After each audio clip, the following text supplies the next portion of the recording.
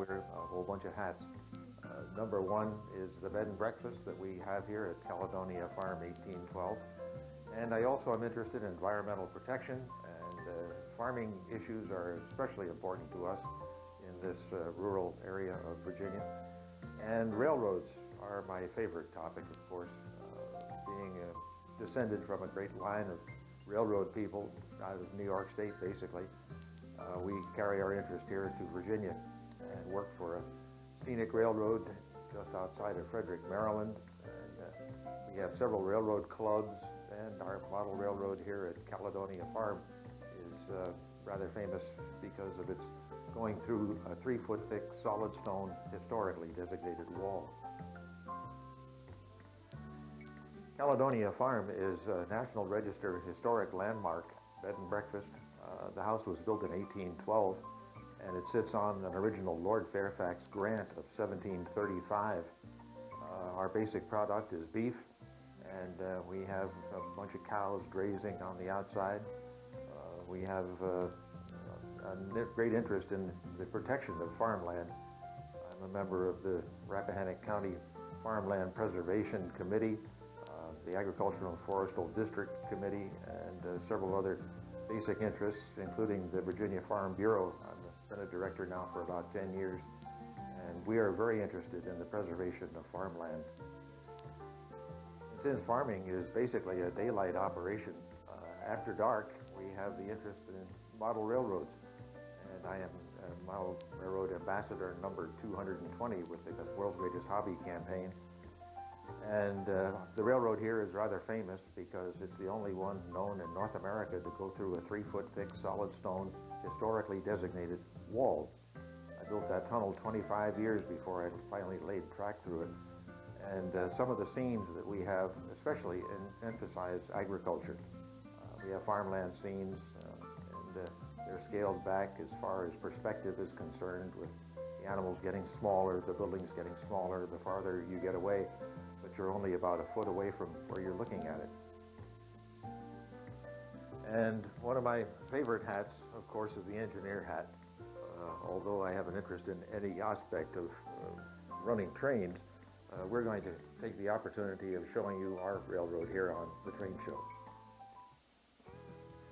The new Caledonia Central Railroad is located on the ground floor of Caledonia Farm 1812, and I'm just going to show you around. This is the first portion of the railroad that I built starting back in 1968. Yes, we've been doing this for that long. It's actually two 2x4s right along the face of a stone wall, and for the first 2 years this was my model railroad. It's 2 2x4s with a second one right next to it here to make room for a second and third and fourth track. The railroad is designed to look like a chair rail when the lights are not on, and when the lights are on, the railroad comes alive, and we can run trains of all types of vintages, all ages of trains, all the way from Civil War vintage trains up through the modern diesels. This is a control that I built into a aluminum box, and it has a whole bunch of wires in there. It looks like the inside of one of these modern electronic devices, but it does operate the trains. And we have a speed control, a reverse button, and these switches control the track switches.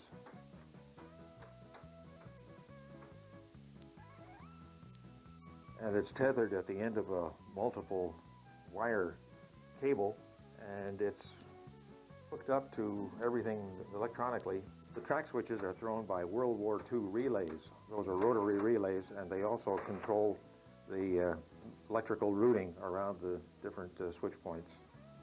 And these switch machines are obscured quite successfully, we hope, by a bit of scenery. And the first train that I'd like to show you is the General.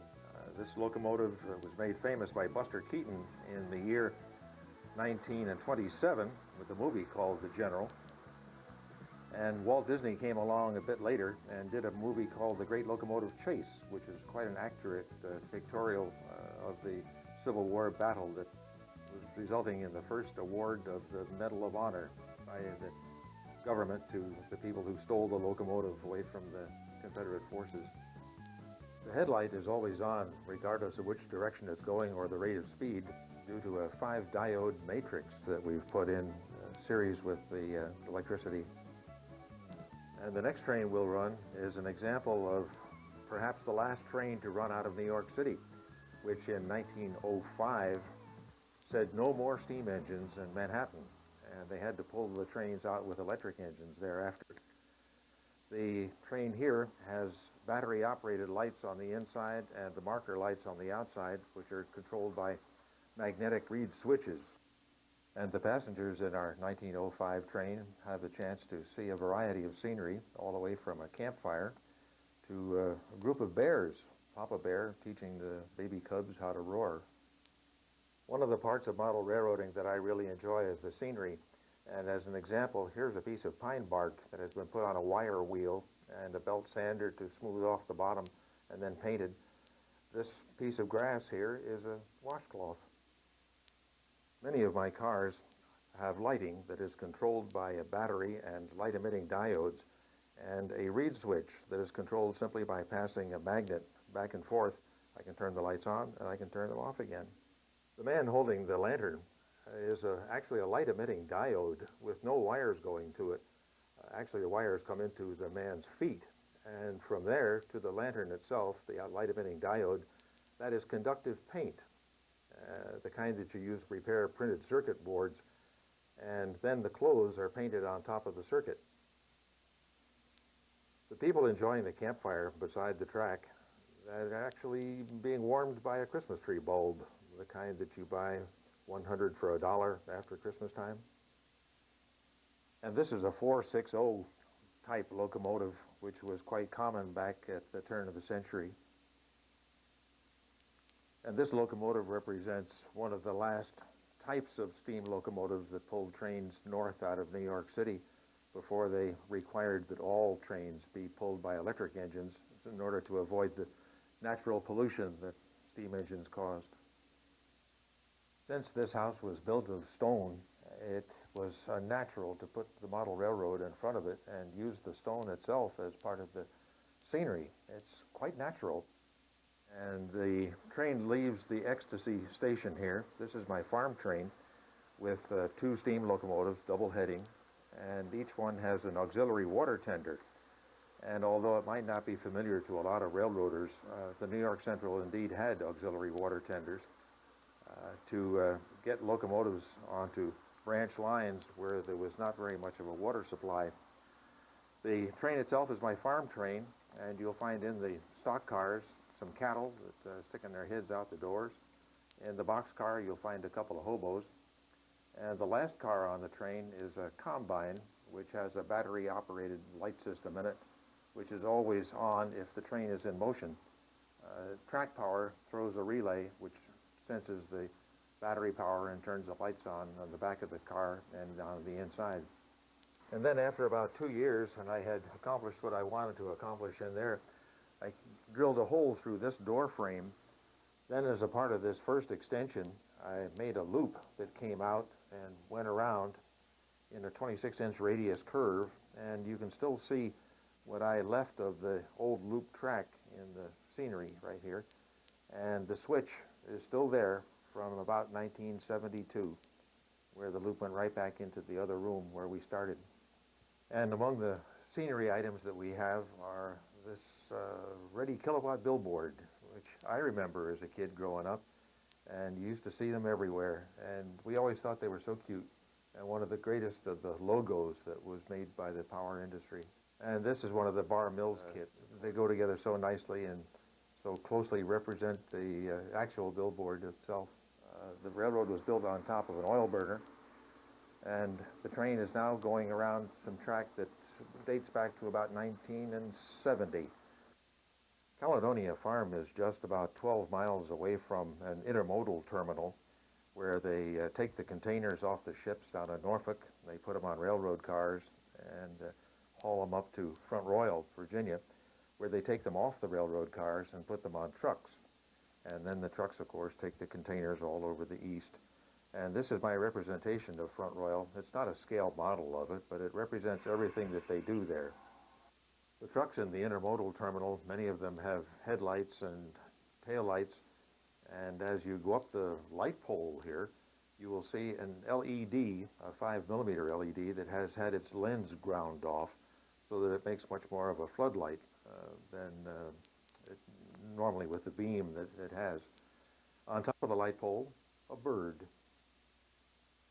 And this is the type of tree that you can buy as a Christmas decoration, and it's been thinned out a little bit so that it looks a little more realistic than the way you buy it. This is a swamp weed, the kind that you might have to get your feet wet to find, but just a little spray paint later, and it looks something like a tree. And the next one is a plastic armature, which has been designed and formed into the shape of a tree trunk, onto which has been glued some ground foam to make it look, again, something like a tree. What looks like a forest was obtained by going to a dollar store and picking up some plastic flowers that had that type of fern as part of the flower arrangement. And once again, looking like a tree, that's what we use it for. And another fun thing is to be able to use scenery to obscure things that don't belong on your railroad, such as the pressure relief valve from my oil burner. We've obscured it quite nicely behind a little form with some ground foam on it. And this is the New Caledonia Central Railroad environmental scene. A fellow built a nice house with a view over the Shenandoah Valley of Virginia, and he let his neighborhood get away from him.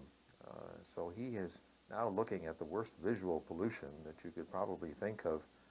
That junkyard must not be a very nice neighbor.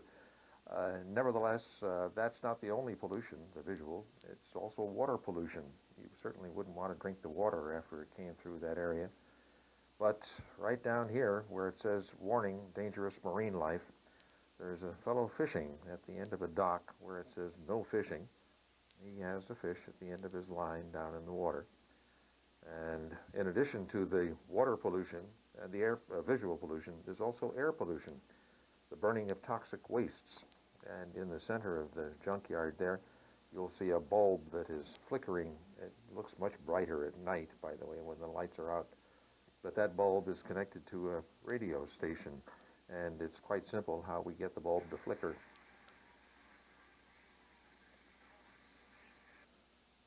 And his neighbor is one of those people who recognize that the ultimate land preservation is an open space easement. He put an easement on his land, and so it'll forever be in agricultural production, and it will always be safe from the degradation of the pollution type activities that his next door neighbor had there.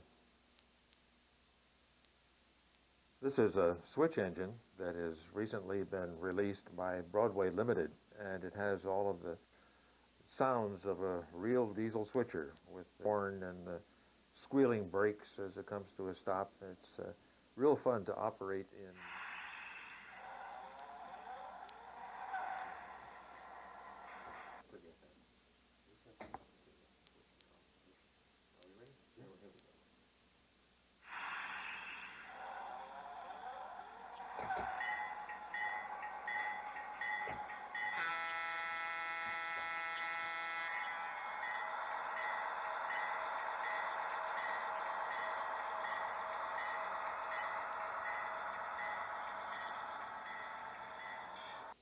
Every train that runs without a caboose has to have some type of a device at the end of it, and some of them call them Freds. And right there, the track is long, about 1975 is when I laid that rail through there.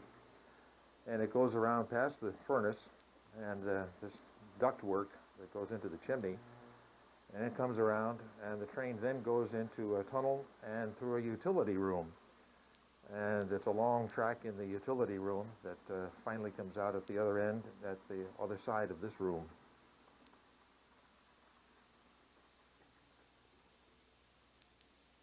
And very shortly the train will be coming through and approaching the only tunnel that we know of in North America that is built through a 3-foot thick solid stone historically designated wall. And that's one of the things that makes this railroad rather famous.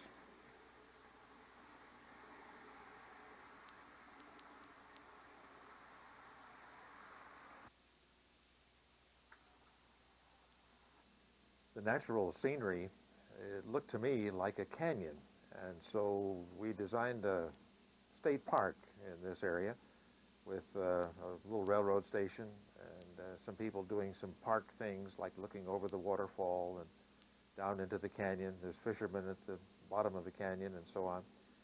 And that's also the beginning of the very famous tunnel that is the only one that we know of in North America on a model railroad that goes through a 3-foot thick solid stone historically designated wall.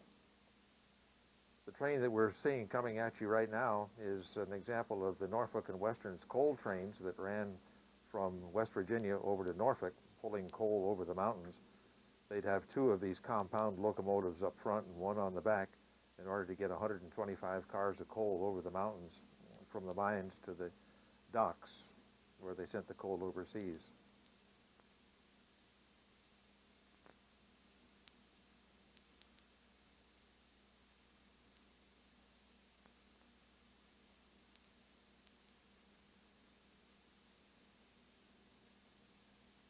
This is a Mack rail bus, a brass model that's made in the Orient someplace. And I put headlights and tail lights on that little machine. And since this model railroad is on a farm, it's only appropriate that we have some more farm scenes to show you. This is just a generic milk dairy farm operation here in this picture. And then going to the right would be the different buildings that are associated with the milk industry, because for many years, until perhaps the late 1940s, milk was produced all over New England and upper New York State, and then put in special thermos bottle cars and shipped in bulk into Manhattan, where at 6 o'clock in the morning there was fresh milk on the porches all over Manhattan Island. These were actually thermos bottles, and they would put 6,000 gallons of cold water in these cars and then let the water out and put 6,000 gallons of fresh milk in them. And by the time they got to New York City, they'd still be cold, and you'd have fresh milk on the porches of the buildings all over New York City and every morning at 6 o'clock. Those trains stopped running back around 1946 or so, and milk was then shipped by truck. And here's an example of forced perspective, where the HO scale models, the buildings and the people all give way to N-gauge and smaller pictures that are glued on the front of the scenery in the background, and it gives you the illusion of distance, although you're probably only about 12 inches away.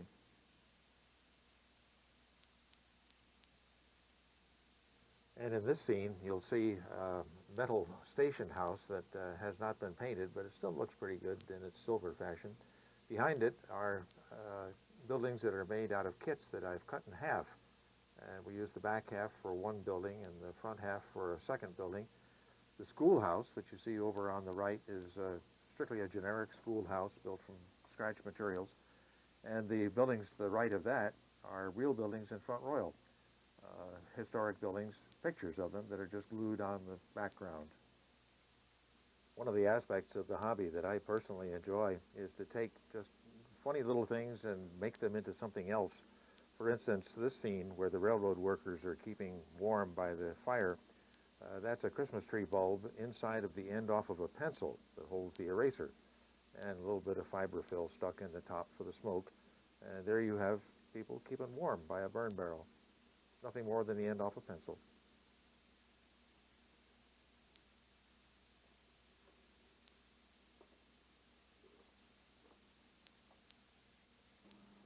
And since I started this railroad since, about 37 years ago now, we've finally gotten around to some small details, like cutting open the doors of baggage cars. They're molded closed, of course, and many swipes of a sharp knife later, we finally opened up the doors, put people inside, and gave a little action, a little bit of life to what otherwise would be a very dull baggage car.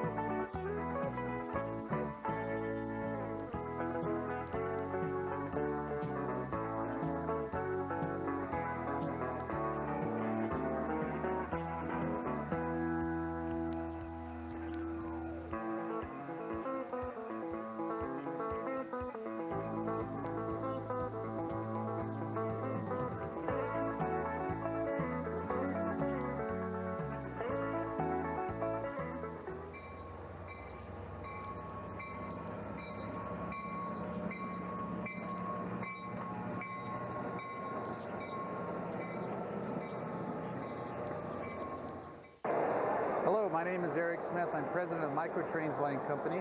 We're located in Talent, Oregon. We're here exhibiting at the Amherst Railway Society's Big Railroad Show. We've done so now for 3 years, and we always enjoy it very much. Microtrains is known as a manufacturer distributor of N-scale, narrow gauge N-scale, Z-scale. Add to that is our HON3 line. This is our Z-scale line, our GP35 locomotive pulling a couple of cars. Santa Fe is the railroad locomotive. Also featured is our all-new, industry-first Z-scale roadbed track. The roadbed refers to the ballast, and it's the first in the industry.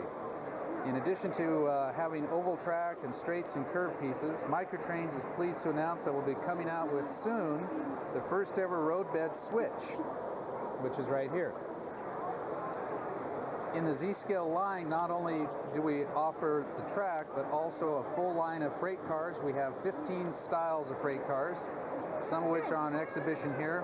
One of the newest is our depressed center flat car with containers in Z-scale. And we have box cars of 40-foot length, 50-foot length, tank cars, caboose, just about everything available in Z-scale. This is Microtrain's Z-scale freight train set. It features an F7 locomotive, 4 freight cars, and a caboose. In addition, it also includes an oval of Z-scale track, so you can have loads of fun in a small space. On behalf of everyone at Microtrains Line Company in Talent, Oregon, we'd like to thank Richard Einhorn and the Train Show for all that they do for our hobby. For more information on Microtrains Line, please visit our website, www.micro-trains.com. Tommy? I'll play catch with you. No, thanks. Daddy'll be home soon, but he's late. I thought you forgot about me. Oh, never, Tommy. Daddy did something really, really stupid. Hey, what happened? Just went in by the tracks and the train was coming in. Slipped and fell, slipped and fell.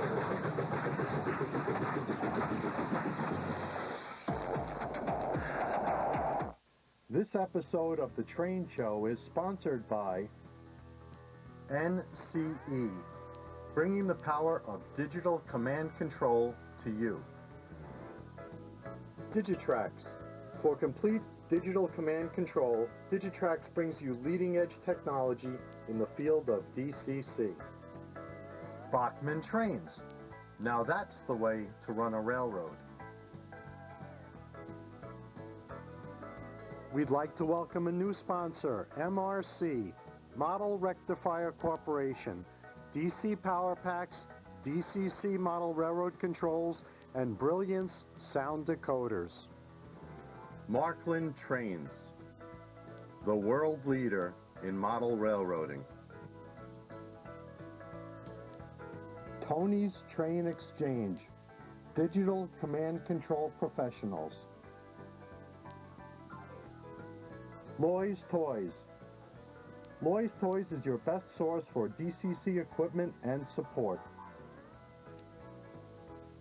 Aristocraft Trains, electric and live steam large-scale trains.